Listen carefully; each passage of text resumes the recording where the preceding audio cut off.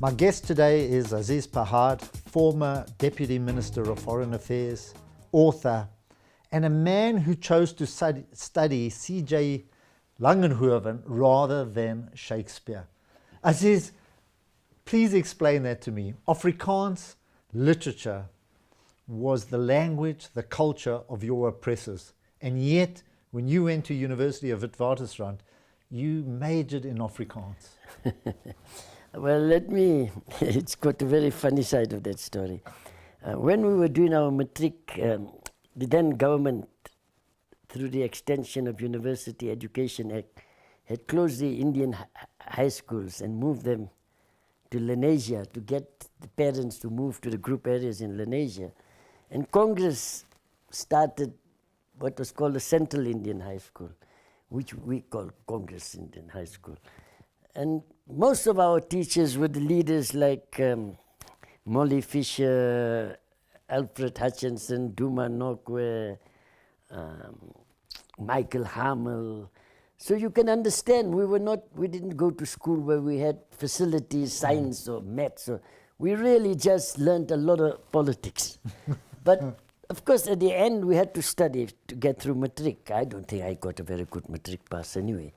And when I was preparing to go to Wits, my friends who at Wits already told me, no. With the type of education you got at Congress School, you don't come and do English as a first language. Do Afrikaans as a language, as a major. Because in the first year, there was a professor, Ninaber, who never liked black students in his class. So he ignored us, and even if you didn't do well, he just passed you. So that was the background to why we did. Of course, but you went on to major. Of course, second year we had Van Wyk Low and others. And did you become politically active right from high school? Because you went to varsity shortly after Sharpeville. What happened at university? I'm talking the political side. Well, Wits was a fantastic terrain of struggle because the PAC had just broken away from the ANC and had been formed. And we were many close friends at Wits. Many who were former ANC, not all, became PAC. So we maintained our social and other friendship, but we were in two political camps. And fortunately, it was a very good period of sharp debate, but no physical confrontation. Was it open debate? It was open debate. PAC used to bring their speakers, ANC used to bring ANC speakers, Congress of Democrats, Colored People's Congress, and they were heckling, but never disruption of each other's meetings. So on top of our fighting against segregation at university, which was quite strict even at Wits, as you remember, black students were not able to use most of the facilities. So you had to fight that. We started the Human Rights Commission at Wits, only to find that one of our founding members was working already for the special branch. Gerald Rudy. So, but no. He was the one, I mean, it was his testimony, I think, that broke Ravonia. My teacher in Zulu was Sobukwe. Robert Sobukwe. So Sobukwe was, of course, doing the same thing. And Aziz, were you part of the Ravonia trial, or did you decide? No. You weren't? Because when the movement was banned, the leadership separated who they recruiting into the MK structures and those who they not. But I was banned under the Suppression of Communism Act in '62 already. Okay. So then the movement was trying to stay away from those who already been exposed. So you were exposed? So I was already exposed, so they didn't recruit me into the MK structures. Okay. They not that I could do much work after the banning orders. I couldn't do much political work. I couldn't do anything after the banning orders. Was your whole family involved? Were your parents saying, Aziz, stay away, you're going to get into trouble, or did they encourage you? No, my dad was a member of the Transvaal Indian Youth Congress executive. Okay, so he and was... the South African Indian Congress. My mother had participated in 1946 passive resistance campaign. She went to, 11 women went from the Transvaal to be part of the passive resistance 1946. So it was in your DNA. So, and we grew up under a system that was apartheid and within an environment that was very Congress. The Indian Congress officers were there, the Tambo, Mandela legal firm was in our street, the ANC officers were there. When the Congress of Democrats was formed, they had, so we were in an environment that even if you thought you must avoid politics, you would be brought into the political spectrum. You chose to go into exile, or were you forced? No, after my banning by 63, 64, I rationalized it and said, Helen Suzman helped us get our exit Permits, yeah. Yeah. And then Because I was saying you were banned, you couldn't get a passport. No, we couldn't get work, we couldn't go enter any institution, anything we said couldn't be quoted, we couldn't be with more than 2 people.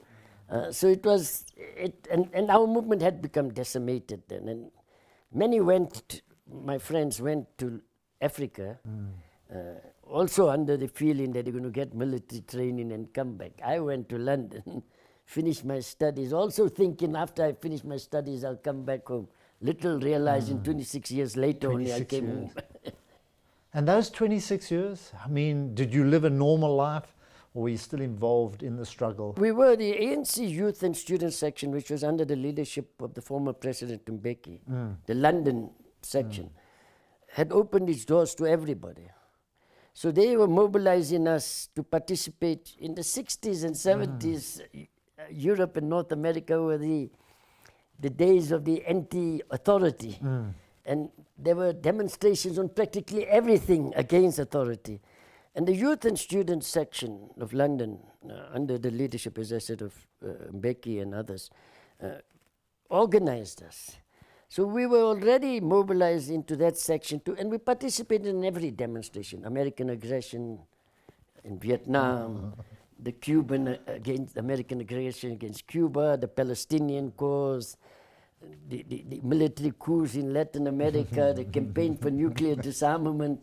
And on the basis of all that, we built the anti-apartheid movement into one of the most strongest solidarity movement, I think, in modern history. Did you think it would take that long for you to stay there? You know, did you think you'd come home a lot sooner? Did you think that it would fall a lot sooner than it did? I think we all went with the slogan, freedom in our lifetime. After many years, we began to wonder whether it will be in our lifetime. But I think a lot of circumstances, we had outstanding leadership that kept us together. I want to just pick up on one point. It's almost fast forwarding or fast tracking. You resigned in 2008. Subsequent to that, you've been taking it easy, writing books and that. What's your feeling about where the ANC is heading now? You know, it seems to be losing pace. It seems to be losing a lot of popularity, people abandoning it and criticizing it. You know, what do you think should be done at this stage? No, I think we all had, especially those who are in exile, read a lot about what happens to a liberation movement when it goes into power. I don't think we fully appreciated the effect of us going into government, at all structures of government, and the lack of leadership, both the numbers from outside and inside, who could deal with a country like South Africa. And I think we ignored party development. And I think too many people post-90s joined the ANC, the SACP, the trade union movement, for different reasons from what the hundreds of thousands joined to fight apartheid. And I think that was one of our big mistakes. I think subsequent to that, too many people, I think it was a wrong decision for the leadership to try to form a party of 1 million cadres. So we went for quantity rather than quality. And that's where the party structures were weakened, very weakened, because all of us went into 3 years of government, etc. Do you think there's leadership under the present, in other words, a layer underneath that can actually bring back the power of the ANC and also bring it back to where it should be, you know, which is a very proud party? I think for the country, even for Africa, the ANC, the SACP, COSATU must, but the ANC and SACP especially, must return to where they were started from. The ANC 1912. We're 102 years old.